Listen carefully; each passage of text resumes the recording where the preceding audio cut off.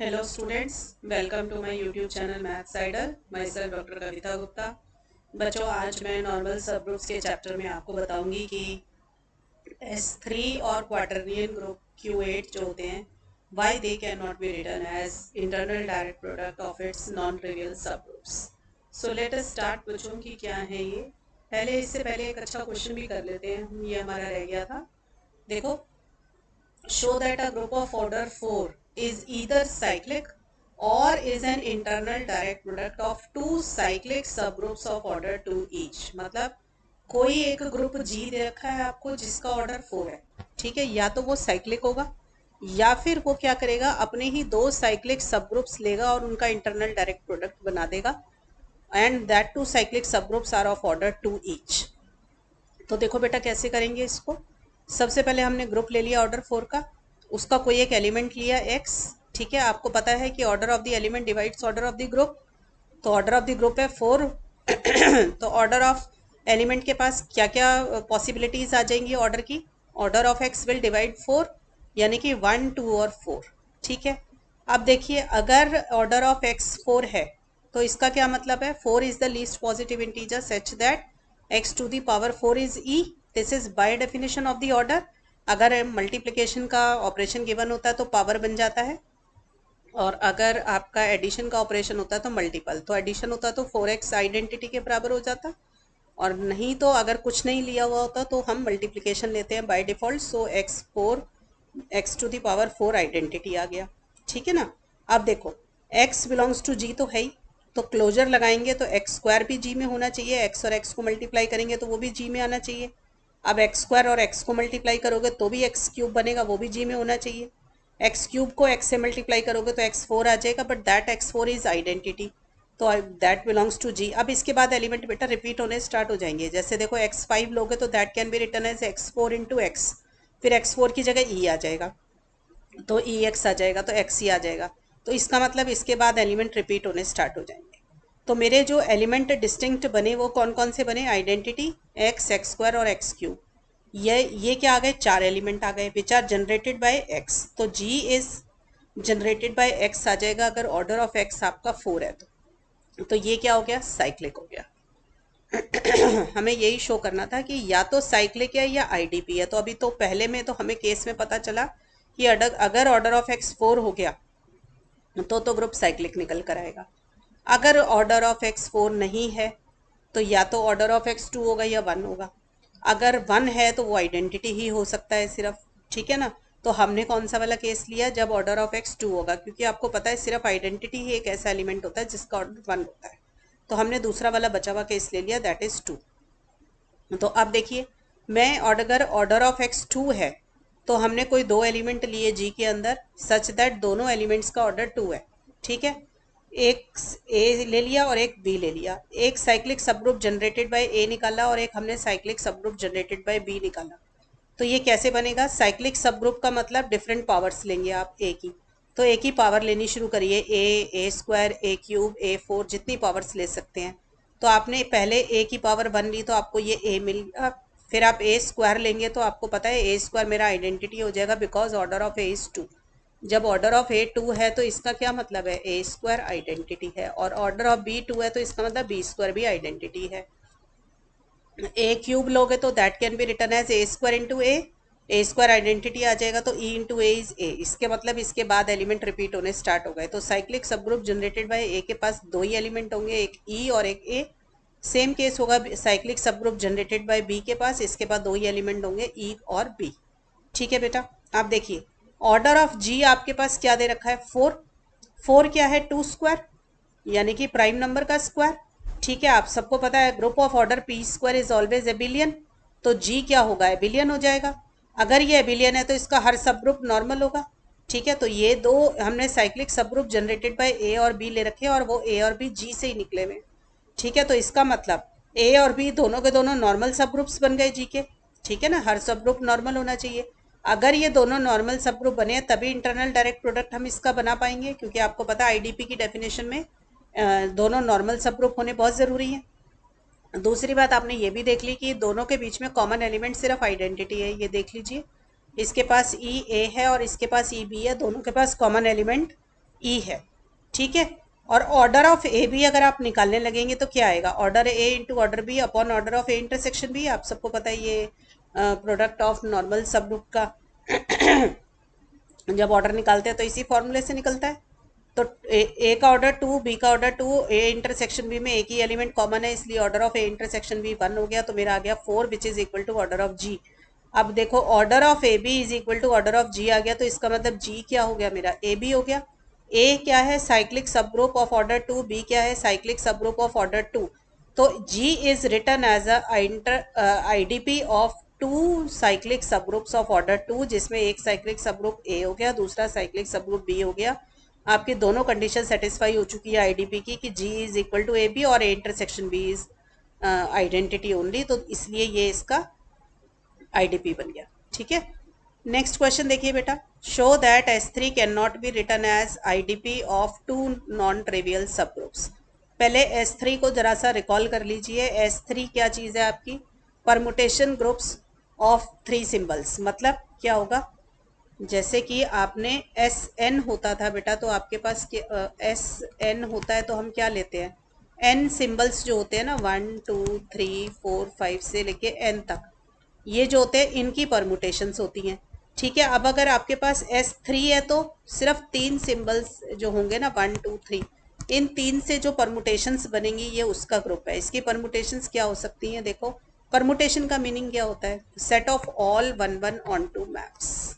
Set of all 1 1 onto maps is called a permutation. तो देखो maps हैं तो कोडोमेन और डोमेन जरूर होंगे, ये हो गया डोमेन और ये हो गया कोडोमेन, ठीक है। अब कितने केसेस पॉसिबल है, कितने मैप्स इसमें 1 1 ऑन 2 बनाए जा सकते हैं, ठीक है। देखो 1 1 पे चला गया, 2 2 पे चला गया और 3 3 पे चला गया, तो ये तो हो गया आइडेंटिटी मैप, ठीक है। S3 के एलिमेंट्स की कलेक्शन लिख रहे हैं। अगर ये ना होता तो हम क्या ले सकते थे, 1 2 पे चला गया, 2 1 पे चला गया और 3 3 पे ही चला गया, तो बन गया 1 2, ठीक है।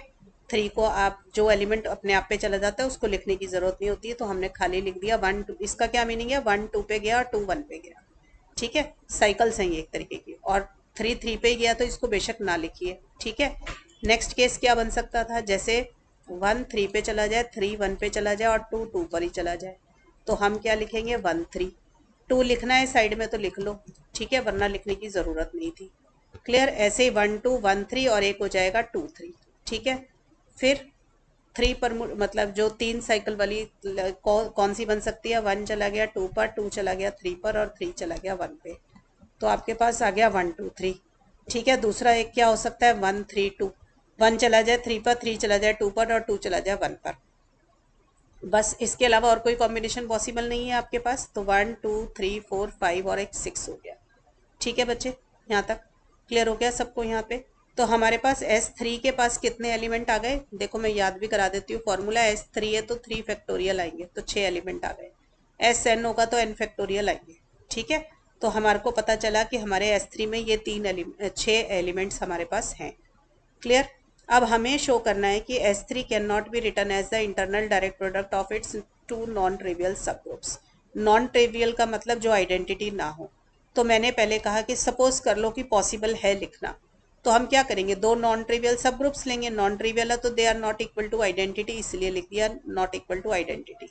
तो H और K 2 नॉर्मल सब ग्रुप्स लेने हैं S3 के, और अगर H ये जो इंटरनल डायरेक्ट प्रोडक्ट अगर हम इसको लिख सकते हैं तो हमारे पास कंडीशन सेटिस्फाई होनी चाहिए S3 इक्वल टू HK, और H इंटरसेक्शन K में आइडेंटिटी के अलावा कोई एलिमेंट नहीं होना चाहिए, हम ठीक है, हम कंट्राडिक्शन ले आएंगे। तो ऑर्डर ऑफ S3 क्या होगा, ऑर्डर ऑफ HK होगा, क्यों, क्योंकि S3 तो HK के बराबर आ गया।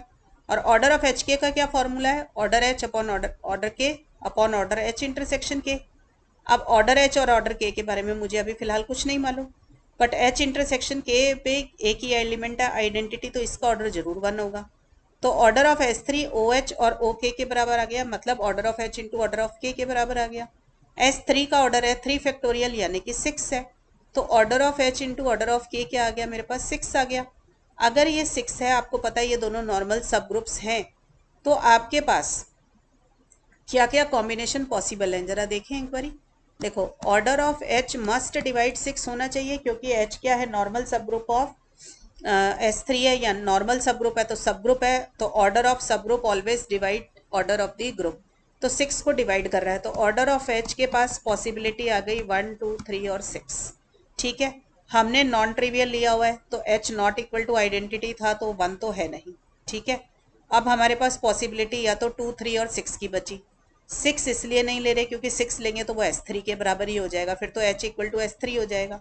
ठीक है ना, हमें इंटरनल डायरेक्ट प्रोडक्ट बना रहे हैं, तो हमारे पास क्या होंगे, या तो 2 ऑर्डर हो सकता है या 3 ऑर्डर हो सकता है। अब आप देखिए, मुझे प्रोडक्ट बनाना है 6, तो ऑर्डर ऑफ H और ऑर्डर ऑफ K दोनों के दोनों 2 तो नहीं हो सकते, नहीं तो 2 और 2 4 हो जाएंगे, 2 2 जा 4 हो जाएगा। तो या तो ऑर्डर ऑफ H 2 है या फिर ऑर्डर ऑफ K 2 है, मतलब एक 2 का होगा तो दूसरा 3 ही होगा ऑर्डर। ठीक है, तो या तो ऑर्डर ऑफ H 2 है या फिर ऑर्डर ऑफ K 2 है, मतलब दोनों ही केस में ऑर्डर ऑफ H और order of K greater than 1 है। ठीक है, अब सब ग्रुप्स कौन कौन से हैं ऑर्डर 2 के, इसके अंदर S3 के अंदर।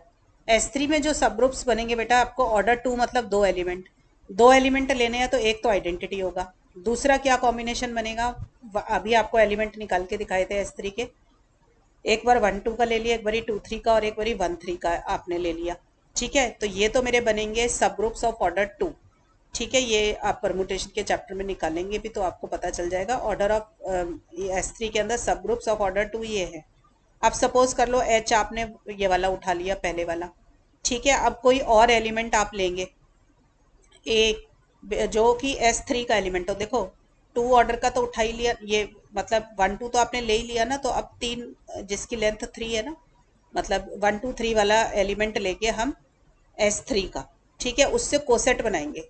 तो H और A कैसे मल्टीप्लाई होंगे ये मैं आपको करके दिखा देती हूँ। देखो H है आपके पास I और ये है 1 2, और आपने जो एलिमेंट लिया वो लिया है 1 2 3, कॉमन नहीं आता बीच में। ठीक है, अब ये मेरा A है, आपको निकालना है HA, यानी कि आपको I और ये 1 2 के साथ ये वाला एलिमेंट मल्टीप्लाई करना है या ऑपरेट करना है। तो ये कैसे होगा, I के साथ 1 2 3 और एक बारी 1 2 के साथ 1 2 3, ऐसे ही ऑपरेट करोगे बेटा।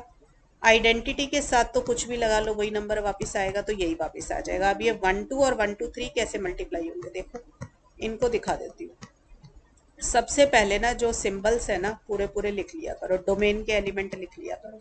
ठीक है, ये क्या बता रहा है आपको, ये बता रहा है 1 तो जाएगा 2 पर और 2 जाएगा 1 पर, तो ये ऐसे मैपिंग है। इसका क्या मीनिंग है, मैंने करके दिखाया था, ये 1 ये 2 और ये 3 और ये 1 2 और 3, तो 1 चला गया 2 पर, 2 चला गया 1 पर, 3 अपने आप में 3 पे गया है, तो मैंने वही चीज लिख दी, नीचे कोडोमेन के एलिमेंट लिखे हैं। 1 गया 2 पर, 2 गया 1 पर और 3 गया 3 पर। समझ में आ गया, ये इस तरीके से मैंने खोल के लिख लिया, ऊपर डोमेन के एलिमेंट, नीचे उसके कॉरेस्पॉन्डिंग इमेजेस लिख ली। ऐसे ये 1 2 3 आपको क्या बता रहा है कि 1 जाएगा 2 पर, 2 जाएगा 3 पर और 3 जाएगा 1 पर, तो वही लिख लो, 1 गया 2 पर, 2 गया 3 पर और 3 गया 1 पर, खोल के लिख लिया। ठीक है, अब इसका आंसर क्या आएगा, देखो 1 2 3। हमेशा बेटा पीछे से चलना शुरू करे, जब इन दोनों को मल्टीप्लाई कर रहे हो ना तो पीछे से चलो। देखो 1 गया 2 पर, यहाँ पे ध्यान से देखना, मैं कलर चेंज कर लेती हूँ। 1 गया 2 पर और फिर 2 पे आ जाओ, 2 गया 1 पर, तो फाइनल आंसर क्या आ गया 1। ठीक है, अब नेक्स्ट देखो 2 गया 3 पर, नेक्स्ट वाले में देखो 3 गया 3 पर, तो 2 ये किस पे चला गया 3 पर। देखो 3 गया 1 पर, 1 गया 2 पर, तो ये किस पे चला गया, फाइनल आंसर 2 पर। क्लियर है सब बच्चों को कि कैसे कंपोजिट करना है इन दोनों को, दोबारा बता दूं ये वाला। सबसे पहले जो आपको गिवन था ना उसका डोमेन को डोमेन बना के ऐसे खोल के लिख लो। ठीक है, फिर देखो एक एक करके स्टार्ट करो। 1 गया 2 पर, हमेशा पीछे से शुरू होना है, पीछे वाली साइकिल से शुरू होना है। 1 गया 2 पर और 2 गया 1 पर, तो फाइनल आंसर आपके पास 1 आ गया। ठीक है, अब नेक्स्ट देखो 2 गया 3 पर, 3 गया 3 पर, तो फाइनल आंसर 3। 3 गया 1 पर, 1 गया 2 पर, तो फाइनल आंसर 2। क्लियर हो गया सब बच्चों को, तो मेरा आंसर आ गया ये। अब इसको दोबारा से सिंगल साइकिल के फॉर्म में लिखना हो तो कैसे लिखेंगे, देखो 1 जा रहा है 1 पर तो लिखने की जरूरत नहीं है, 2 गया 3 पर तो 2 लिखा, फिर 3 लिख दिया, और 3 गया 2 पर, तो यही खत्म हो गया। क्योंकि ये इसका मीनिंग होता है, साइकिल का मीनिंग होता है इस तरीके से कि 2 3 पर जा रहा है और 3 2 पर जा रहा है। ठीक है, और जो एलिमेंट अपने आप पे जा रहा होता है उसको लिखने की जरूरत नहीं होती है। क्लियर हो गया, तो सबको पता चला कि मेरे पास क्या एलिमेंट निकल कर आए, एच ए के। एक तो 2 3 आ गया और ये आइडेंटिटी से मैप होके आया था, तो इसलिए 1 2 3 ही रह गया था। मैंने सेम चीज साइड में करके भी दिखा दी आपको, ठीक है।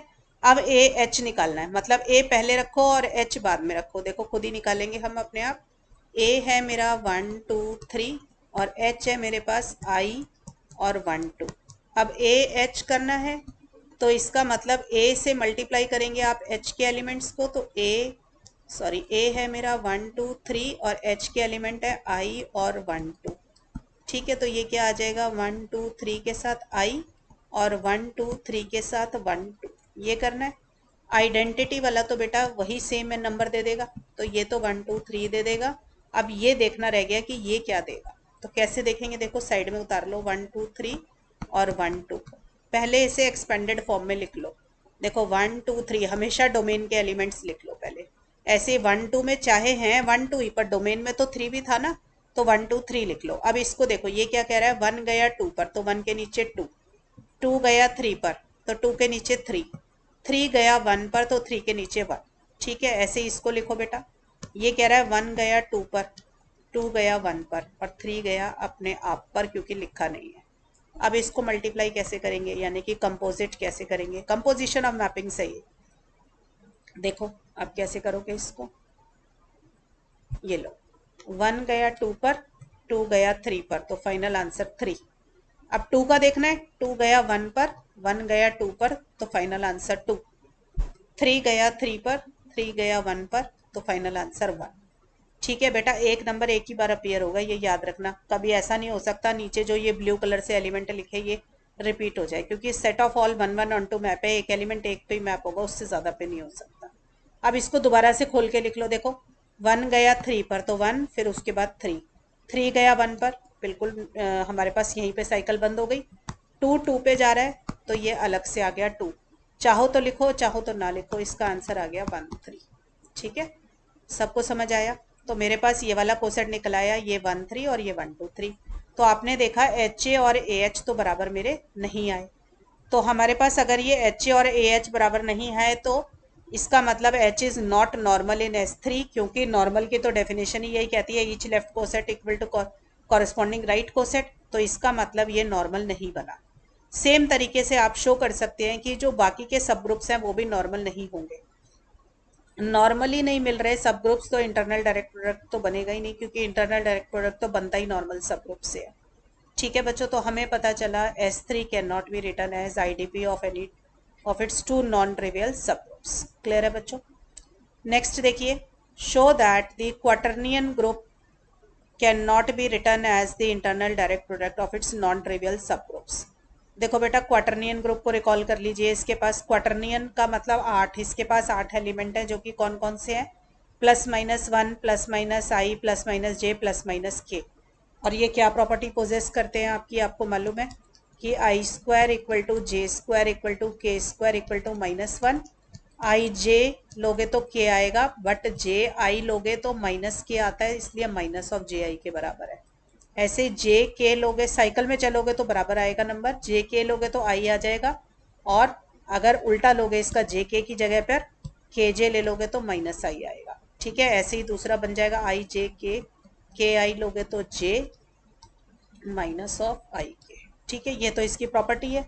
इसके जो सब ग्रुप्स निकलते हैं ऑर्डर, वो कौन कौन से सब ग्रुप्स हैं, एक तो +-1 वाला ही ऑर्डर 2 का, और एक आइडेंटिटी, क्योंकि 1 है तो 1 तो लो गई, तो +-1 और +-i। बेटा ये ना जो नेम ग्रुप्स होते हैं, क्वाटर्नियन है, S3 है, डाइहेड्रल है, इनके जो है ना सब ग्रुप्स और इनकी जो मेन प्रॉपर्टीज होती हैं वो लर्न कर लीजिए, क्योंकि हर जगह पे काउंटर एग्जाम्पल तो यही बनते हैं। तो इसके सारे सब ग्रुप्स ये याद रखिए हमेशा कि कौन कौन से होते हैं। तो इसका सब ग्रुप ऑफ ऑर्डर 2 आएगा +-1। ऑर्डर 4 के कौन से आएंगे, +-1 और +-i, +-1 और +-j +-1 और +-k। याद रख लो, एक 4 ऑर्डर का जो है ये +-1 और +-i है, तो बाकी के जो निकलेंगे वो i को j और j को k चेंज करने से निकलेंगे, क्योंकि सेम तरीके से ऊपर चलते हैं। ठीक है, सिमेट्री एन में। तो ये मेरे सब ग्रुप्स ऑफ ऑर्डर 2 और 4 मिल गए। 8 ऑर्डर का ये खुद ही होगा, और आइडेंटिटी ट्रिवियल ऑर्डर का होगा। तो या तो इसके वैसे भी Q8 है ना आपके पास, ये देखो Q8 का ऑर्डर क्या है, 8 है, तो इसका जो भी कोई सब ग्रुप होगा वो डिवाइड करेगा 8 को। तो ऑर्डर ऑफ सब ग्रुप जो होगा वो क्या क्या आ सकता था, 1 2 4 और 8।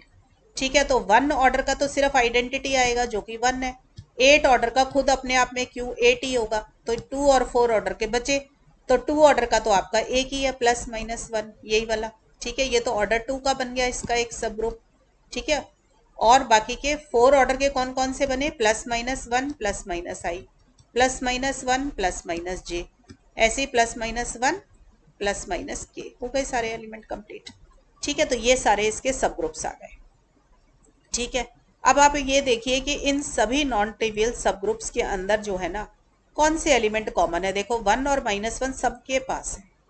ठीक है, अगर सबके पास सिर्फ 1 होता ना तो कोई प्रॉब्लम नहीं थी, क्योंकि वो आइडेंटिटी था। सबके पास दो एलिमेंट कॉमन आ गए, एक 1 और -1।